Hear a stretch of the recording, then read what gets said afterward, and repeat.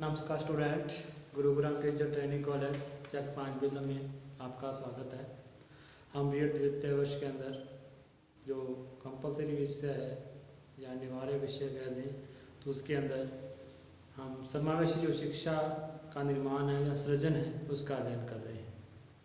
तो उसके अंदर अपने जो यूनिट नंबर 4 चल रही है अपनी, तो यूनिट नंबर 4 के अंदर समावेशी पाठ्यक्रम है और उसके शिक्षण शास्त्र के रूप है, किस प्रकार से शिक्षण शास्त्र करवाया जाए।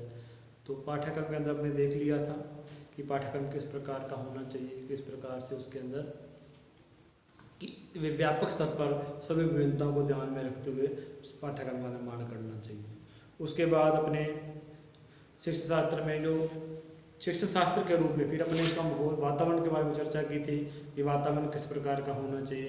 कि वातावरण में तो कहा था कि एक तो संस्कृति के रूप से वातावरण होना चाहिए, दूसरा है शिक्षा शास्त्र के रूप में वातावरण होना चाहिए। संस्कृति का मतलब है कि शिक्षक वहाँ का जो वातावरण है विद्यालय का वो सारा समावेशी से अनुकूल हो। प्रत्येक शिक्षक ये चाहे कि सभी प्रकार के बालक आकर के हमारे विद्यालय में पढ़ें और अच्छी तरह से हम उसको पढ़ाएंगे और उसके लिए जितना प्रयास करेंगे उसको जितना प्रयास कर सकेंगे उतना करेंगे, तभी हमें एक अच्छा संस्कृति के वातावरण का निर्माण हो सकेगा। तो इसके लिए अपने उसके बाद है समाज शिक्षा शास्त्र के रूप में जो वातावरण थी उसकी विशेषताओं के बारे में चर्चा की थी कि क्या क्या विशेषताएं होनी चाहिए। कला है या वैज्ञानिक है, वैज्ञानिक रूप से जो निष्कर्ष निकलते हैं अनुसंधान के द्वारा उनको लागू किया जाए। उसके बाद में हमने शिक्षण शास्त्र के पक्षों के बारे में चर्चा की थी, जैसे संज्ञानात्मक पक्ष है, क्रियात्मक पक्ष है, जहाँ उसका विश्वास के बारे में हमने चर्चा की थी कि एक शिक्षा शास्त्र का विश्वास होना चाहिए। उसके अंदर जो टीचर है वो एक प्रकार से जो शिक्षक है वो नैतिकता रखे वहाँ पे, वो अपने जो शिक्षण विषय को एक रुचिपूर्ण तरीके से करवाए, तो एक विश्वास वाली विभिन्न प्रकार के साधनों की खोज करे जिससे कि बच्चों को अधिक से अधिक सिखाया जा सके इस प्रकार से। तो अब जो नेक्स्ट टॉपिक है कि जो शिक्षण अभ्यास को समावेशी वातावरण के अनुकूल बनाने तो क्या क्या मार्गदर्शन है, क्या क्या हम कर सकते हैं। तो टॉपिक का नाम है शिक्षण अभ्यास के समावेशी वातावरण के अनुकूल हेतु मार्गदर्शक रूपरेखा। तो शॉर्ट में हम यही लिख सकते हैं समावेशी वातावरण के अनुकूल हेतु क्या मार्गदर्शन है, क्या मार्गदर्शक है, क्या क्या चीज़ों का ध्यान रखना चाहिए।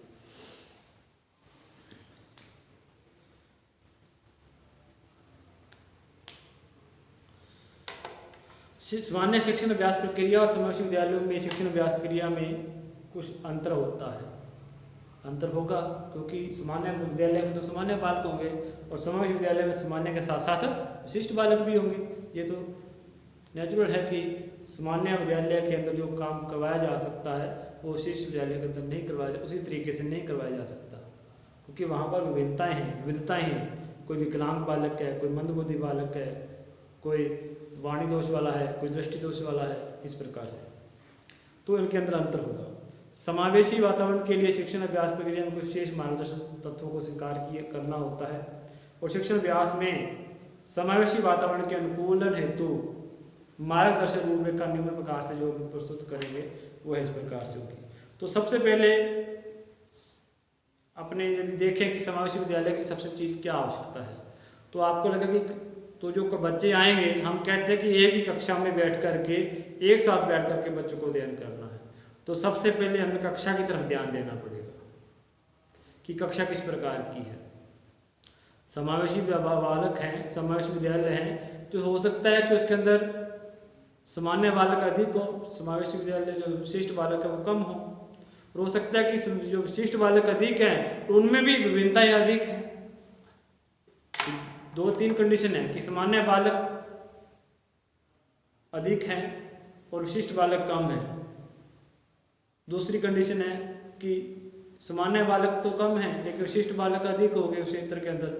और दूसरी कंडीशन तीसरी है कि विशिष्ट बालक अधिक हैं लेकिन विशिष्ट बालक के अंदर भी विशिष्टताएं अधिक हैं।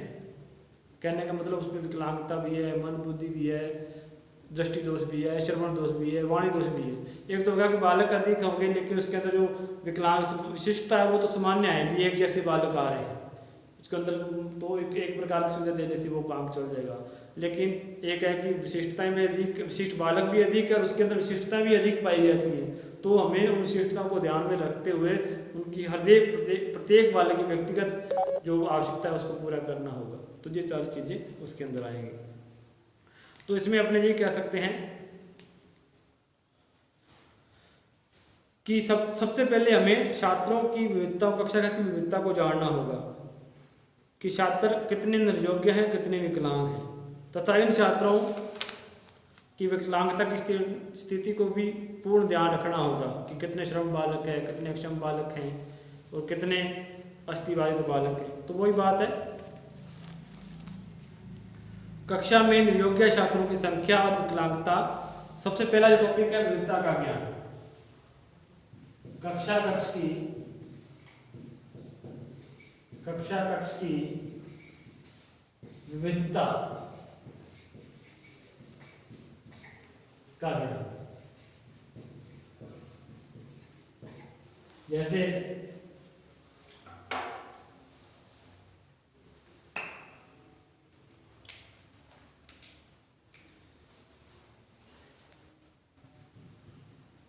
अपन लिखें कक्षा में निर्योग्य छात्रों की या अक्षम छात्रों की संख्या व प्रकार। कक्षा में अक्षम बालकों की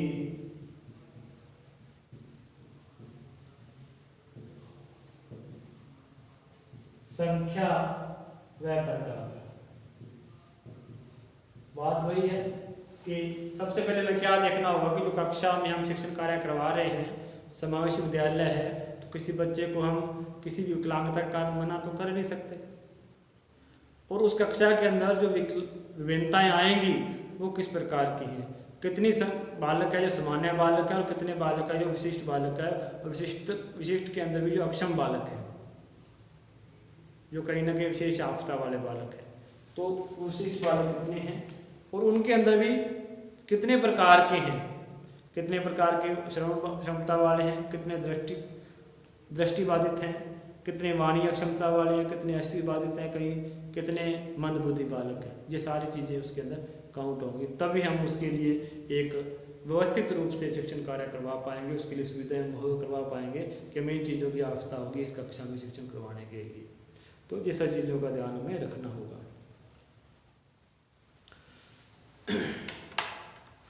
तो दूसरा है छात्रों की संस्कृति और सामाजिक स्तर का ज्ञान।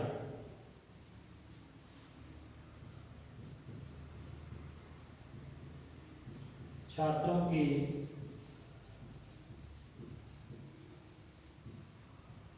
संस्कृति व सामाजिक स्तर का ज्ञान। छात्रों की संस्कृति और सामाजिक स्तर का ज्ञान। देखो इसके अंदर अक्षमता के अंदर या विभिन्नता के अंदर आता है कि बच्चे के सामाजिक स्तर का भी ध्यान रखना होगा, उसकी संस्कृति का भी ध्यान रखना होगा कि बच्चा बहुत संस्कृति से है, अल्प संस्कृति से, उसका सामाजिक स्तर कितना है, आर्थिक रूप से पिछड़ा हुआ है, सामाजिक रूप से पिछड़ा हुआ है।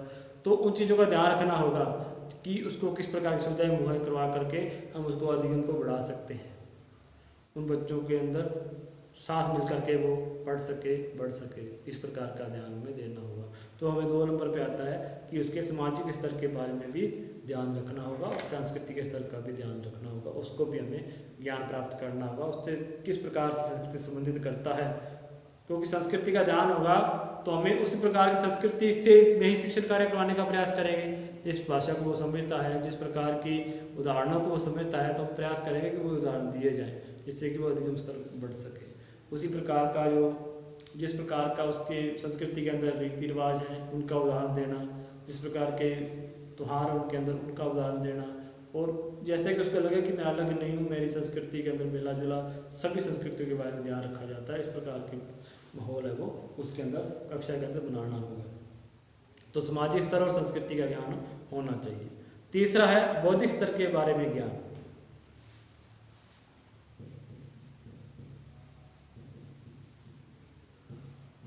बौद्धिक स्तर के बारे में ज्ञान।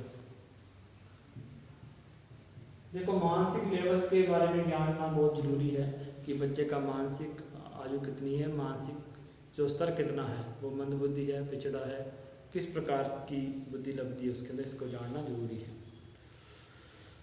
तो छात्रों की बौद्धिक स्तर के बारे में जानना छात्राध्यापक के लिए आवश्यक है। छात्राध्यापक का मतलब बीएड से जान लिया गया है, तो बीएड के अंदर जो शिक्षक जाएंगे तो शिक्षक कह सकते हैं अपने कि वहाँ टीचर को जरूरी है। कक्षा में से मंदबुद्धि और सामान्य और उच्च बुद्धि वाले छात्रों की संख्या कितनी है, जिससे कि उसके अनुरूप शिक्षण कार्य निर्धारित किया जा सके। कि जो उच्च बुद्धि वाले हैं उनके लिए कोई अलग शिक्षण कार्य निर्धारित किया जाए, उनके लिए थोड़ी कठिन जो पाठ्यक्रम है उसको चुना जाए, मध्य वालों को सामान्य है, और जो शिक्षण विधियां हैं जो निम्न स्तर वाले उनकी शिक्षण विधियां अलग से चुन करके उसको अधिक से अधिक करवाने का प्रयास किया जा सके। तो यही होता है कि निम्न वाले जो अधिगम, निम्न मंदबुद्धि वाले जो बालक हैं, मंदबुद्धि वाले बालक हैं, उनको कितना अधिगम वो कर सकते हैं उसका प्रयास किया जाता है। तो इसी कारण से वो बालक उतना ज्ञान अधिगम तो नहीं कर पाएंगे कि उससे जो प्रतिभाशाली बालक हैं या उच्च बुद्धि वाले बालक हैं उतना ज्ञान अधिगम तो नहीं कर पाएंगे, लेकिन उनको ऊपर उठाने का प्रयास तो करना होगा, उनको अधिगम करवाने का प्रयास तो करना होगा कि वो कम से कम सामान्य बालकों की श्रेणी में आ सके, या सामान्य से थोड़ा सा पीछे रह जाए। तो उसमें अंदर यदि हम उसको एक किनारे करके छोड़ देंगे तो वो मंद के फिर और पिछड़ते पिछड़ते और पिछड़ जाएंगे। इस जाते तो सभी विश्वविद्यालय के अंदर मंदबुद्धि और उनको अलग अलग विधियों के द्वारा अलग अलग प्रयास करके, नवाचार करके उसको ऊपर उठाने का प्रयास किया जाता है। तो ये सारी बातें इसके अंदर मन बौद्धिक स्तर पे आती है कि तीनों चीज़ों का, मंदबुद्धि बालक, सामान्य बालक और जो उच्च बुद्धि वाले बालक है उनको जानना बहुत जरूरी है, जिसके बारे में उनके अनुरूप ही अधिगम कार्य करवाया, शिक्षण कार्य करवाया जा सके।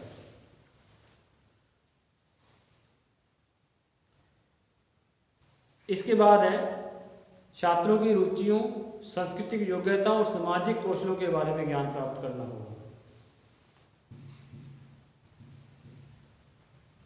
छात्रों की रुचियों,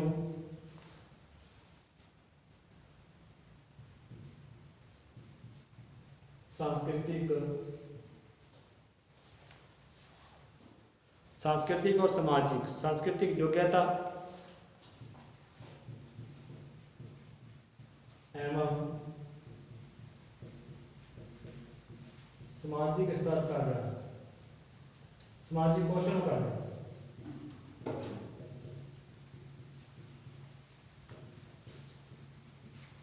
सामाजिक कौशलों का ज्ञान, इसके बारे में जानना होगा।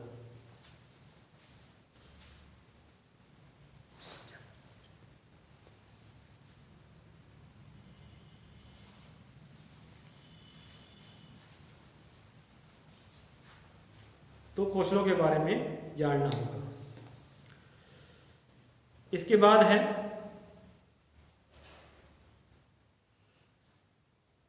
तो इनको अनुरूप कैसे, जो सामाजिक सांस्कृतिक योग्यता कितनी है, उसका सामाजिक कौशल कितना है, कितना वो सामाजिक रूप से लोगों से गिला मिला हुआ है, उसके बारे में जानना होगा और उनके अनुरूप शिक्षण कार्य करवाया जा सके। अब है 2 नंबर पे, इसके साथ ही यदि अपना लिखना चाहे तो 2 नंबर पे जैसे कक्षा का विविधता का ज्ञान हो गया, जिसके अंदर कक्षा में अक्षम बालकों की संख्या व प्रकार के बारे में, कितनी संख्या अक्षम बालकों की है, उसका प्रकार क्या है। अक्षम बालक हैं तो वो मंदबुद्धि, कहने का होता है कि मंदबुद्धि बालक अधिक हैं, या शारीरिक रूप से विकलांग बालक अधिक हैं, या मानसिक रूप से अपने दृष्टि दोष वाले अधिक हैं, वाणी दोष वाले अधिक हैं, इसके बारे में जानना। छात्रों की संस्कृति और सामाजिक स्तर के बारे में ज्ञान होना चाहिए, बौद्धिक स्तर के बारे में ज्ञान होना चाहिए, छात्रों की रुचि और संस्कृति योग्यता और कौशलों के बारे में भी ज्ञान एक शिक्षक को होना चाहिए, जिसके अनुरूप वो शिक्षण कार्य करवा पाएगा। उसके बाद है नंबर 2 पे कक्षा व्यवस्था के अंदर संबंधी जो निर्णय लेने, कक्षा कक्ष की व्यवस्था के संबंध में निर्णय।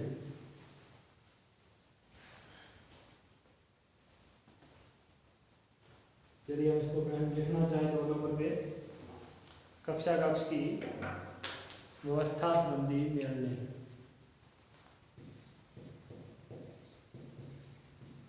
कक्षा कक्ष की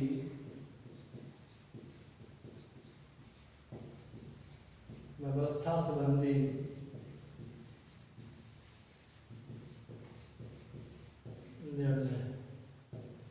इसके अंदर हमने लिखेंगे, देखो विविधता के बारे में ज्ञान होना चाहिए कि बालक किस प्रकार की मानसिक बुद्धि रखता है, किस प्रकार शारीरिक विकलांगता रखता है, किस प्रकार का दृष्टि दोष रखता है, किस प्रकार श्रवण दोष रखता है, उसकी संख्या कितनी है, उसका प्रकार कितना है, जो विविधता है वो कितनी है, कम है या अधिक है। सामान्य देखो सामान्य बालक अधिक है तो सामान्य सा पाठ्यक्रम लागू हो सकता है उस विविधता को ध्यान में रखते हुए।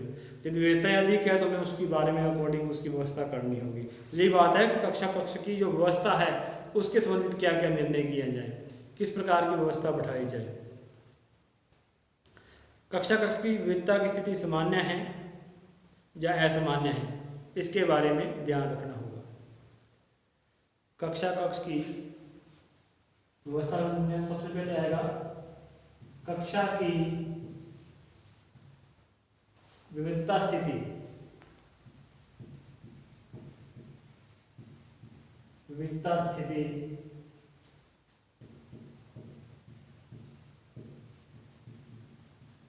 सामान्य या असामान्य का ज्ञान।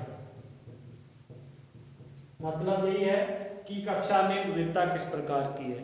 बच्चे ज़्यादातर विविधता तो नहीं, बच्चे सारे ज़्यादातर सामान्य बालक हैं तो उसके लिए ज़्यादा एफर्ट करने की जरूरत नहीं पड़ेगी, सामान्य पाठ्यक्रम लागू हो जाएगा।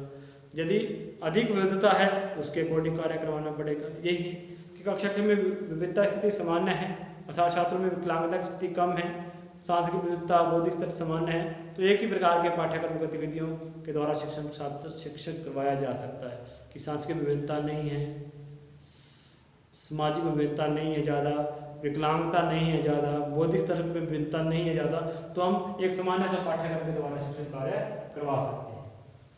तो कक्षा कक्ष में विविधता स्थिति सामान्य है या सामान्य असामान्य का ज्ञान होना चाहिए।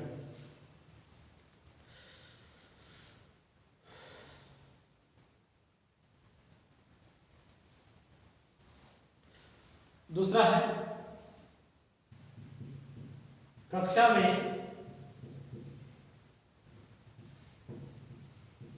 विविधता अधिक है कि विकलांग बालक भी अधिक हैं, मंदबुद्धि बालक अधिक हैं, तो अधिक प्रकार के प्रयास हमें करने पड़ेंगे। तो अधिक हैं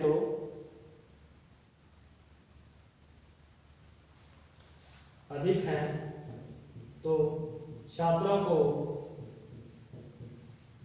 समूहों में बांटना होगा, समूहों में विभाजन, छात्रों का समूह में विभाजन करना होगा। ग्रुप में बांट दो, जिस प्रकार की विविधताएं हैं उसको एक ग्रुप में बांट दो, उसी प्रकार से उसका शिक्षण कार्य करवाओ, अधिगम कार्य करवाओ, उसकी शैक्षिक आवश्यकताओं की पूर्ति की जाए। दूसरा है छात्र जो शिक्षक जो आपने ग्रुप बनाए हैं उनको उचित नामकरण दिया जाए, उसको नामांकित किया जाए, जहाँ उनका एक नामकरण नाम विभाजित किया जाए कि ये सुभाष चंद्र बोस ग्रुप है, तो एक जो सम्मानित जो नामों से उसको व्यवस्थित किया जाए। तो इसमें यही लिख सकते हैं छात्र समूह को नाम विभाजन। कक्षा में छात्रों के समूहों का नाम विभाजन।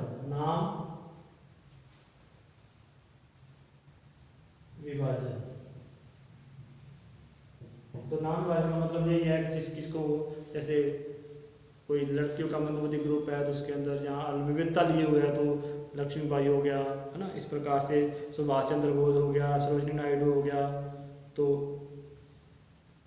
भगत सिंह हो गया। इस प्रकार से जो सम्मानित हमारे जो समाज सेवी हैं, जहाँ राष्ट्रीय आंदोलन वाले हैं या फिर अपने शिक्षाविद हैं, उनके नाम से हम उनके नाम जोड़ करके सम्मानित रूप से रख सकते हैं, जिससे कि उनको एक वो भी नाम के हमें बिल्कुल अलग कर दिया, उनके उचित सम्मानजनक नाम दिए जाएं, जिससे कि वो एक ग्रुप के अंदर जुड़ करके कार्य करने के लिए प्रेरित हो जाए।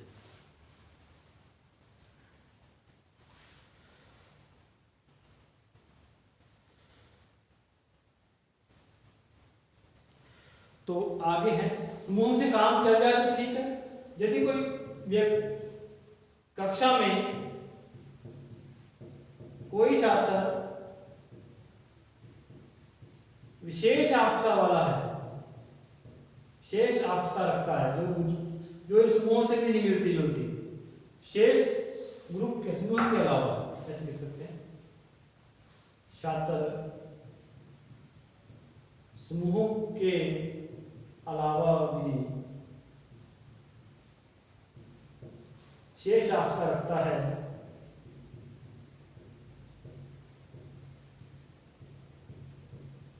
आवश्यकता रखता है, तो